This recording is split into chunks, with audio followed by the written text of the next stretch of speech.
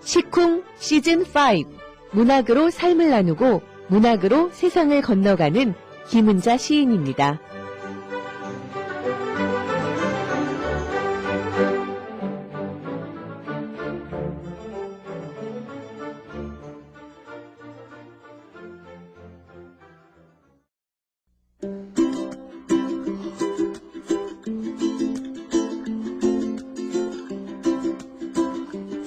시쿵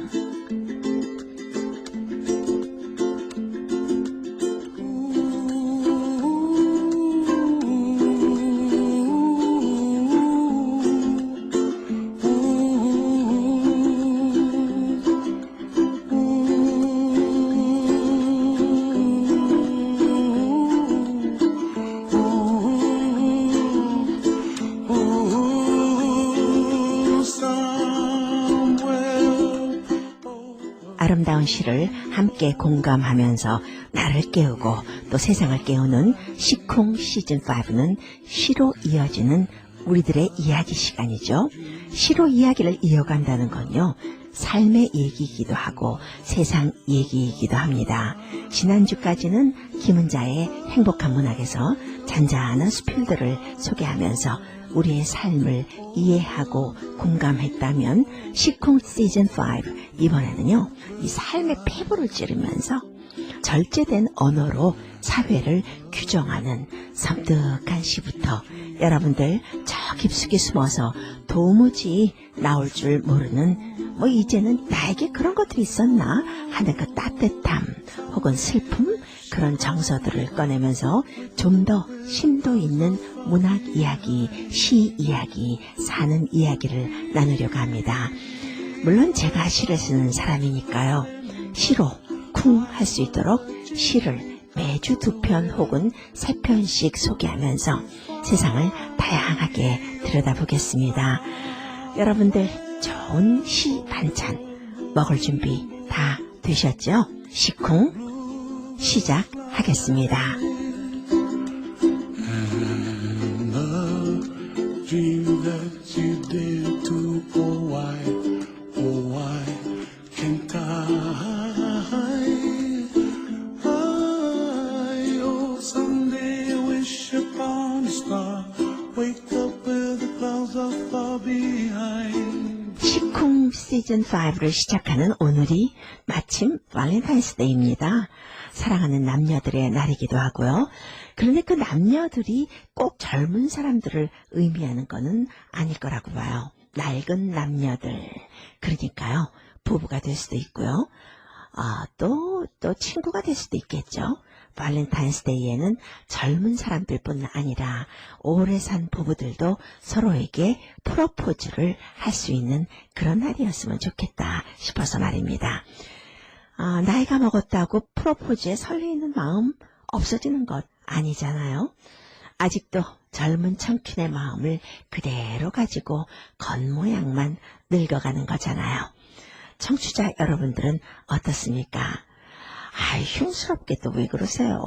이럴 수도 있겠지만요, 마음은 거짓말을 못하거든요. 말씀 안 하셔도 됩니다.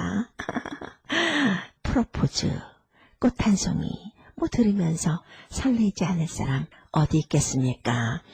여러분들 모두 오늘의 주인공이 되시길 바라면서요, 오늘 소개할 첫 시는요, 좀 달달한 시를 소개해 볼까 합니다. 이 초콜릿처럼 좀 달달한 시요. 로맨틱한 사랑시를 많이 쓰는 시인이라 많은 여성분들이 좋아하고요, 사랑에 빠진 분들이 좋아하는 그런 시인입니다. 이정하 시인의 당신이었으면 좋겠습니다 라는 시입니다. 낭송은 뉴저지 AWCA 시창작 교실 회원이면서 뉴저지 포트리에 거주하는 이영선 씨가 하겠습니다.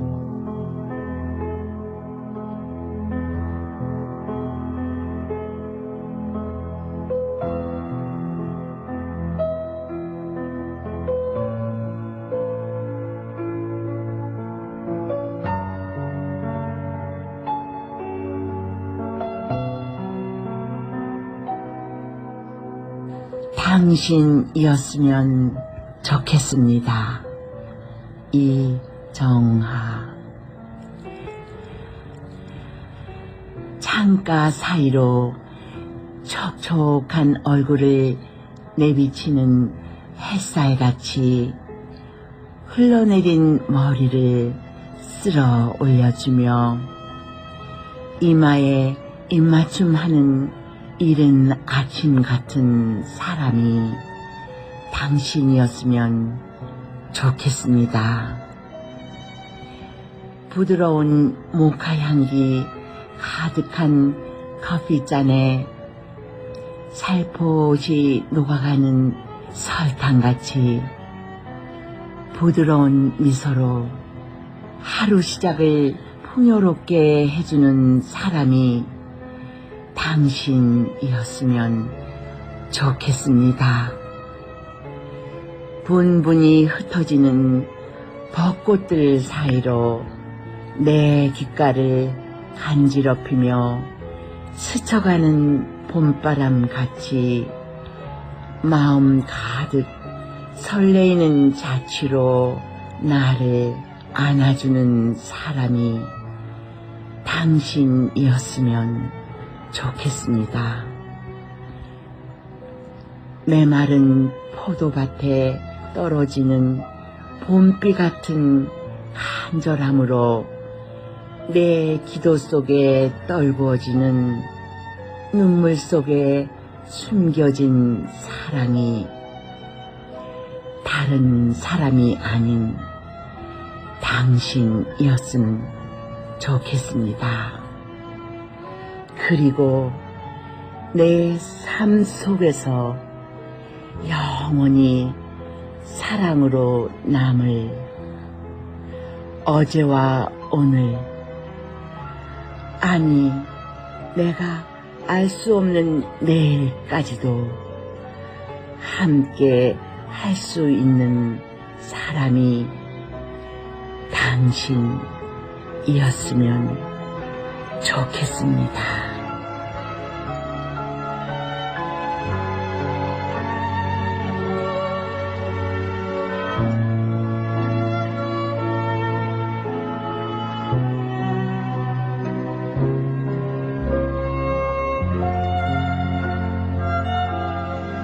이 시의 주인공이 나였으면 좋겠다. 그런 생각이 들죠. 시와 같이 그런 사람이 사랑할 수 있는 사람이었으면 좋겠다라는 생각이 모든 이들의 바람인 것 같습니다. 흘러내린 머리를 쓸어주면서 이마에 입맞춤 해주는 아침 같은 사람. 부드러운 모카 향기 가득한 커피잔에 이 살포시 녹아나는 설탕같이 스윗한 사람. 봄바람처럼 마음 가득 설레는 그런 분위기로 나를 안아주는 사람. 또 간절함으로 내 기도 속에, 눈물 속에 숨겨진 사람. 또 영원히 사랑으로 남아서 영원히 함께 할 것 같은 사람. 그런 사람이 내 연인이고 내 아내이고 내 남편이기를 바라는 마음 모두 같을 거예요. 아이, 욕심입니다 하시는 분도 물론 있겠죠. 이 시가 말입니다. 너무 달달해서 이 발렌타인스데이에 오히려 싸움을 부르는 것은 아닐까 걱정이 되기도 합니다.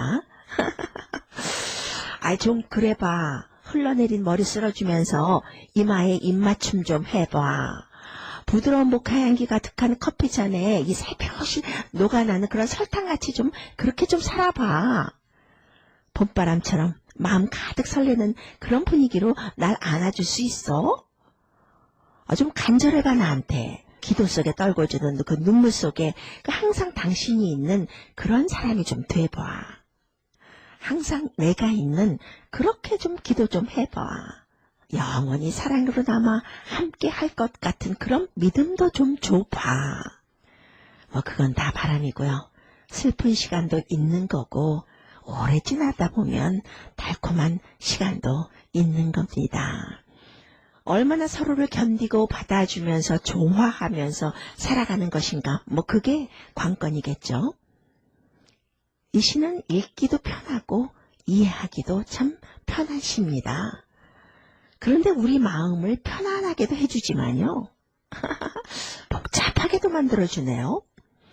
인간 내면 깊숙이 숨어있는 불만, 욕심 이런 것들이 우리를 복잡하게 만듭니다.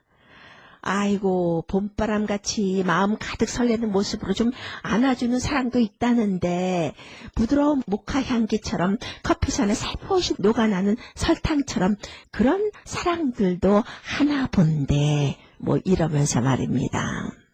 스위트하건 비러하건요. 어쨌든 사랑은 아름다운 모멘트입니다. 이정아 시인은요, 대구에서 태어났습니다.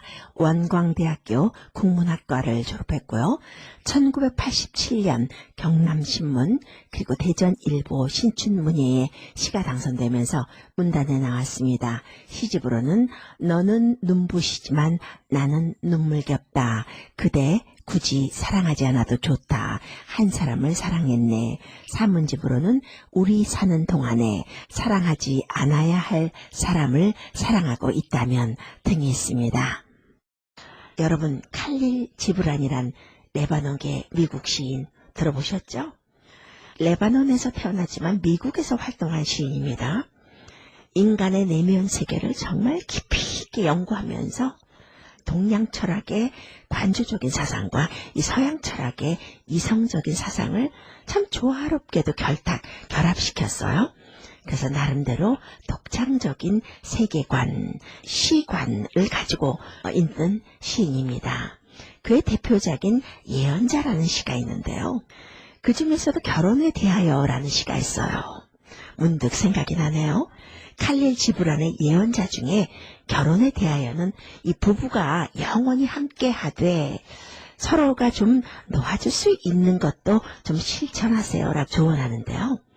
사원의 기둥처럼 간격을 두고 성숙한 개인으로서의 연대를 강조한 명시 중의 명시입니다. 우리 삶의 지표가 되는 시기도 하죠. 백문이 불여일견입니다. 칼릴 지브란의 결혼에 대하여 듣고 돌아오겠습니다. 낭송은 붉은 작업실 문학회 회원이면서 뉴저지 랜딩에 거주하는 박이영란 시인이 하겠습니다.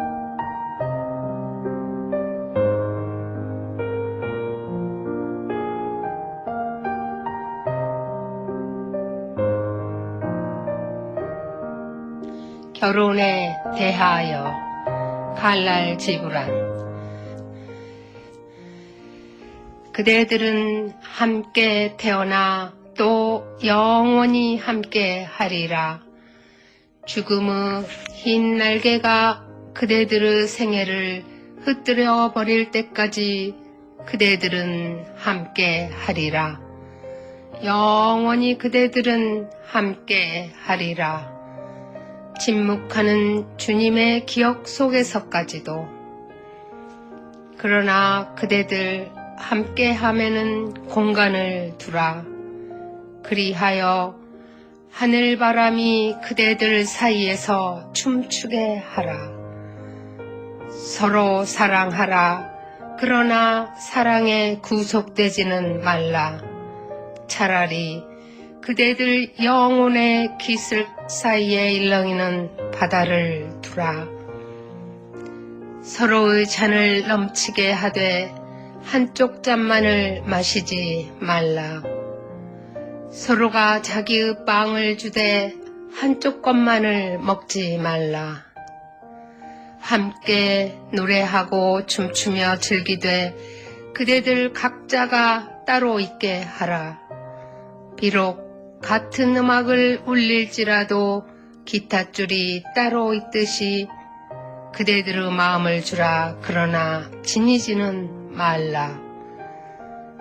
오로지 생명의 손길만이 그대들 마음을 지닐 수 있나니 함께 서라. 그러나 너무 가까이 서 있지 말라. 사원의 기둥들도 서로 떨어져 있나니 참나무와 사이프러스 나무도 서로의 그늘에선 자라지 못하리니.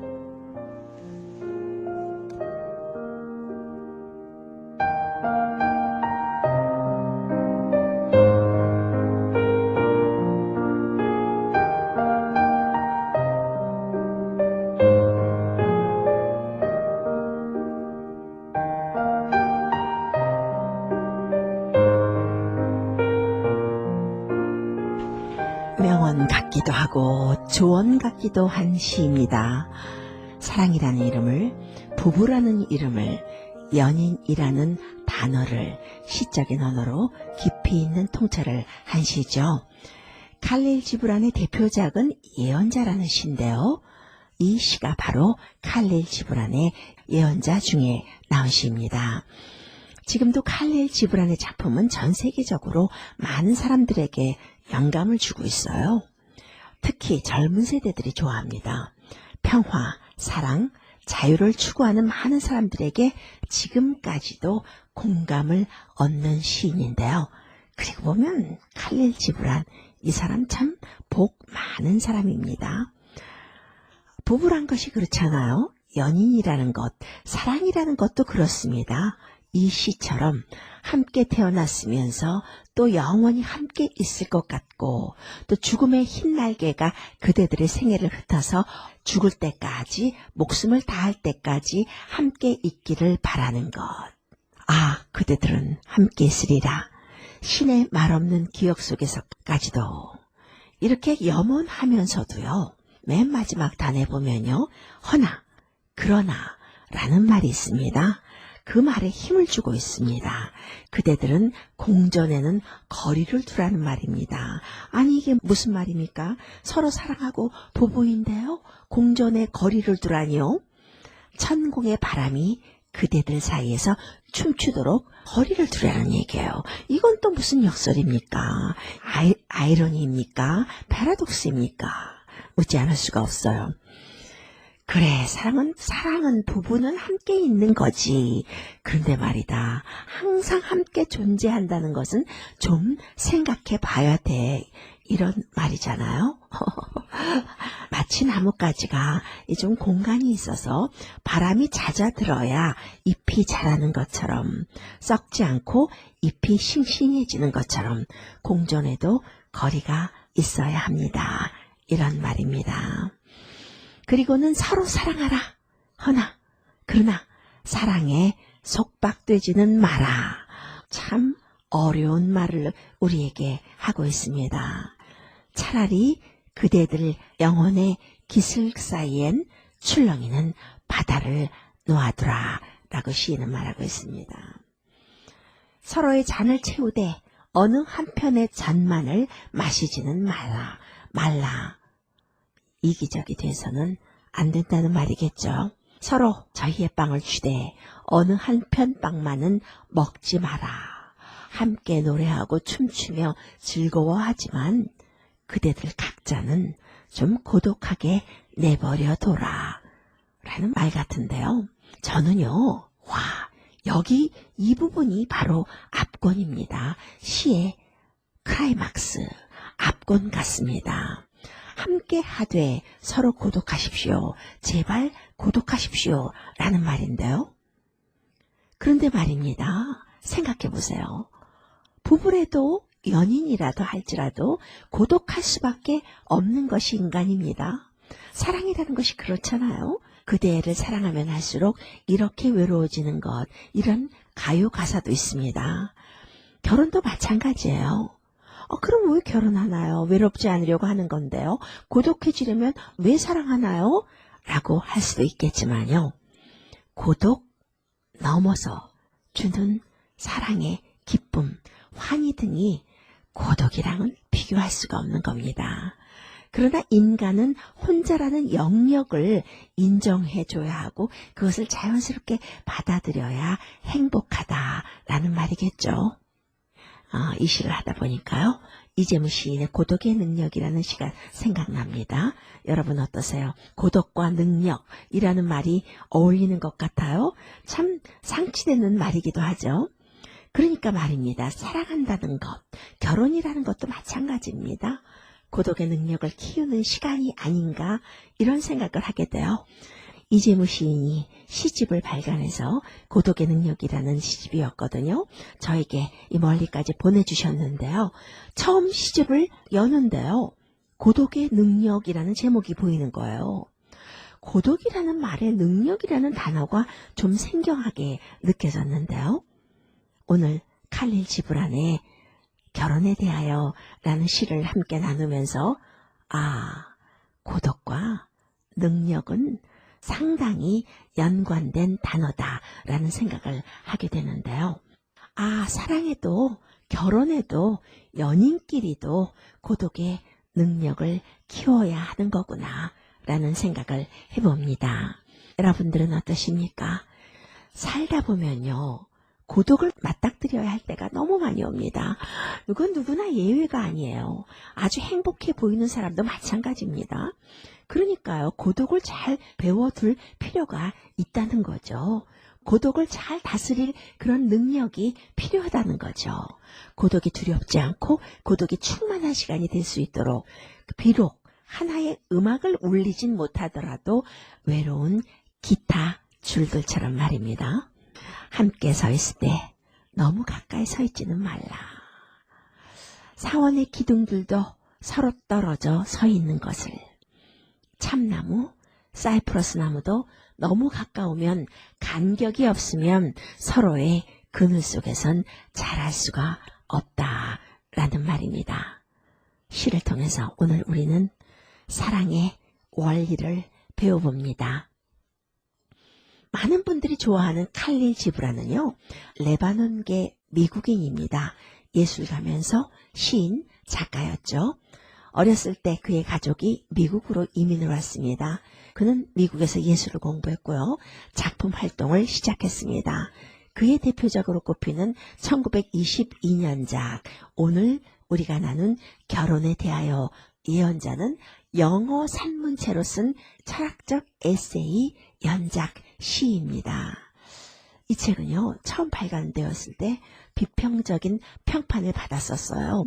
그런데 참 이상하죠? 엄청 잘 팔렸습니다. 1960년대 반문화의 창작물 중에서 가장 대중적인 작품이 되었고요. 주목할 만한 점은요, 좀 공감이 간다고 할까요? 이민자로서, 이민자 시인으로서 이름을 떨친 시인이라는 거예요. 여러분들은 이 시를 듣고 어떤 생각을 하십니까? 결혼에 대하여, 사랑에 대하여 특별한 생각을 하게 하죠. 그의 시는요, 영감이 충만하고요. 또 삶의 화두에 대한 통찰을 깊이 보여주는 시가 많습니다. 그뿐 아닙니다. 형식적인 언어의 사용으로도 주목을 받았습니다. 발렌타인스데이를 맞이해서 오늘 여러분들에게 고백하기 좋은 시 한 편이 또 있어요. 이 시 한 편을 낭송해 주면서 꽃을 착 건네면 정말 좋을 것 같은 시입니다. 김용택 시인의 당신의 꽃이라는 시인데요. 낭송은 제가 하겠습니다.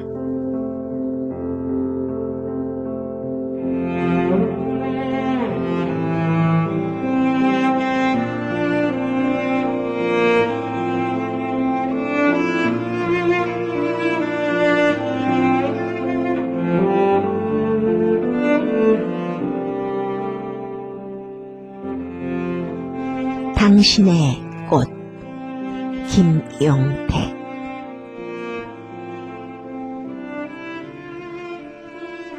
내 안에 이렇게 눈이 부시게 고운 꽃이 있었다는 것을 나도 몰랐습니다. 몰랐어요. 정말 몰랐습니다. 처음이에요. 당신에게 나는 이 세상 처음으로 한 송이 꽃입니다.